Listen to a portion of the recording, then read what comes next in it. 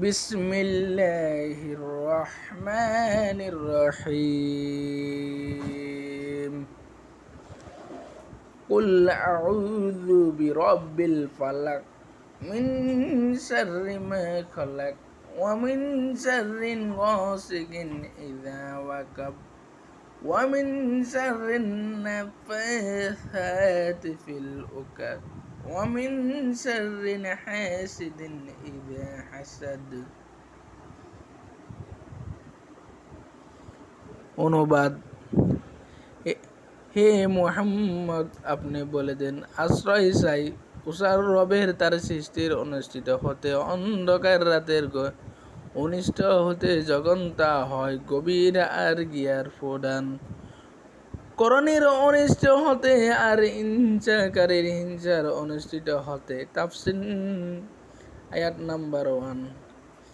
আল্লাহর সৃষ্টি জগতে ভালো মন্দ এই দ্বিবিধ শক্তির দ্বারা পাশাপাশি বিরাজমান। ভালো ও কল্যাণের শক্তিকে আলোর সাথে তুলনীয়, অপরপক্ষে মন্দ বা অমঙ্গলের শক্তিকে অন্ধকারের সাথে তুলনীয়। গভীর রাত্রের অন্ধকার যেরূপ উষার আগমনের বিদূরিত হয়, ঠিক সেই রূপ অমঙ্গলের অন্ধকার বিদীর্ণ করে মঙ্গলের আলোকে রশ্মি বিস্ফোরিত করার ক্ষমতা একমাত্র আল্লাহর।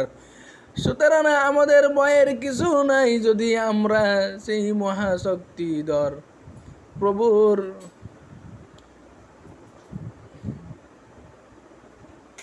শরণাপন্ন হতে পারি। ফালাক অর্থ উষা, বড়দিনের প্রথম সূচনা, রাত্রির অন্ধকারকে বিদীর্ণ করে প্রথম আলোকে রেখার বিস্ফোরণ। এই উপমাটির দ্বারা বিভিন্ন অর্থকে বোঝানো হয়। 1 নম্বর, সুদীর্ঘ রাত্রির শেষে রাত্রির অন্ধকার বিদীর্ণ হয়, প্রথম আলোর রশ্মি উষার আগমন ঘোষণা করে। 2 নম্বর, অন্ধকার যখন সমগ্র আত্মাকে আচ্ছাদিত করে ফেলে আল্লাহর হেদায়েত আলো, তখন সেই শ্রুতিবিদ্ধ অন্ধকারকে বিদীর্ণ করে আত্মাকে আলোকিত করে। 3 নম্বর, অন্ধকার অস্থায়ী কর্মচঞ্চল জীবনকে আলোর প্রতীক হিসেবে কল্পনা করা যায়, আর এই জীবনে মূল কেন্দ্রবিন্দু হচ্ছে আল্লাহর হেদায়েতের আলো।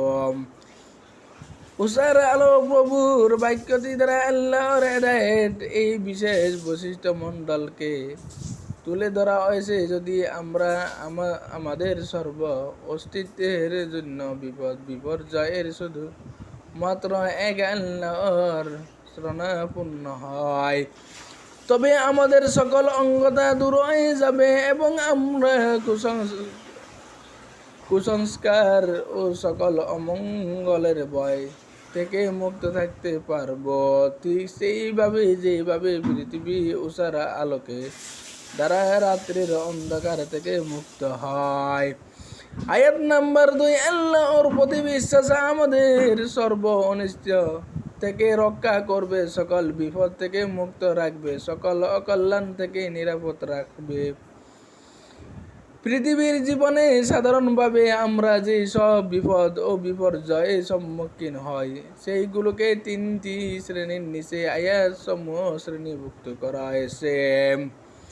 1 নম্বর, প্রত্যেক অনিষ্ট ও বিপদ যা দ্বারা মানুষ সরাসরি কষ্ট পায়, একে সূচিত করা হয়েছে রাত্রির দ্বারা, যখন তা গভীর অন্ধকারে আসন্ন হয়। কারণ রাত্রি যখন গভীর হয়, তখন ক্ষতির সম্ভাবনা বেশি হয়, অর্থাৎ অপরাধ জগৎ দ্বারা।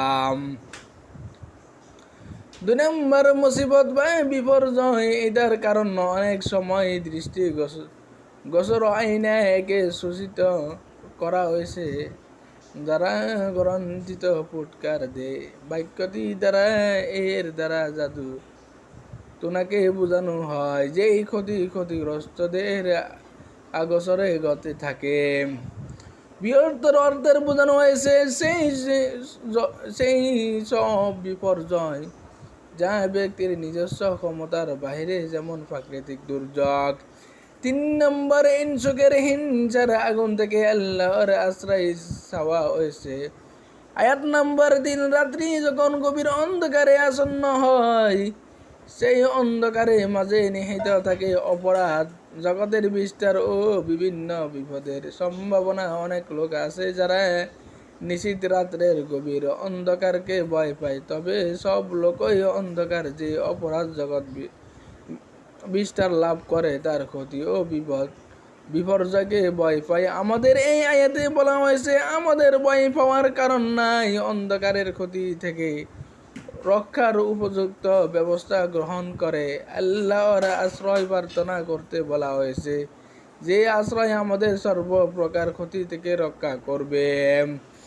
আয়াত নাম্বার 4, গ্রান্তিতে ফুৎকার দেয় বাক্যটি দ্বারা যারা জাদু টনা করে সেই সব ডাইনিদের বোঝানো হয়েছে। জাদু টনার প্রভাব হচ্ছে মানব জগতের উপরে, তবে এর অর্থ সীমাবদ্ধভাবে গ্রহণ না করে ব্যাপক অর্থে গ্রহণ করা উচিত। জীবনে কর্মক্ষেত্রে যে বস্তু সমূহ ভয় ঘটনা সমূহ আমাদের মনোজগতের বিপর্যয় সৃষ্টি করে, যার ফলে আমরা বিপদে পরিচালিত হয় এবং মনোজগতের শান্তি নষ্ট করে। ব্যাপক অর্থে এটা সবই হচ্ছে গ্রান্তিতে ফুৎকারের নেই ক্ষতিকর। এগুলি হতে পারে অপরের গোপন ষড়যন্ত্র, মানসিক অত্যাচার, বিলাস বেসনের সামগ্রীর সম্মোহীন শক্তি, অথবা মিথ্যা গজব বা চরিত্র হননকারী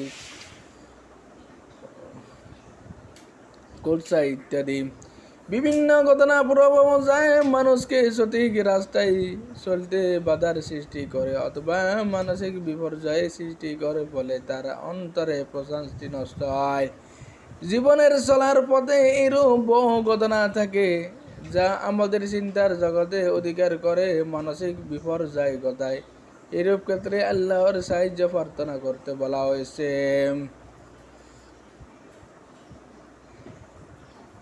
আয়াত নাম্বার 5, ইনসারিফকে আগুনের সাথে তুলনা করা হয়। ইনসুক ব্যক্তি যাকে ইচ্ছা করে তার ধ্বংস কামনা করি, ঠিক সেইভাবে যেভাবে আগুন কোনো জিনিসকে পুড়িয়ে ছাই করে দেয়, সেই ক্ষেত্রে ইনসুকের অন্তর থাকে যত পরনাস্তি বিদ্বেষে ও ইচ্ছাতে পরিপূর্ণ, সেই ক্ষেত্রে এই ইনসাদার এই ইনসান দাবানল থেকে রক্ষা পাওয়ার একমাত্র উপায় হচ্ছে আল্লাহর নিরাপদ আশ্রয়।